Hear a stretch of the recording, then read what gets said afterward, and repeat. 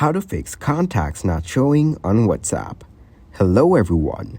In this video, I will show you how to fix contacts not showing on WhatsApp. First of all, open WhatsApp on your phone. And then you need to click on New Chat. After that, scroll down and go to Invite to WhatsApp.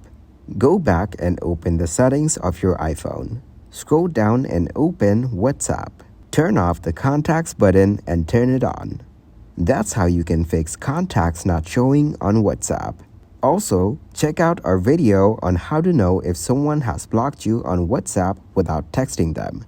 Thank you guys for watching this video. Hope you got some value. Make sure to like the video and subscribe to the channel to get notified for new videos. See you in the next one.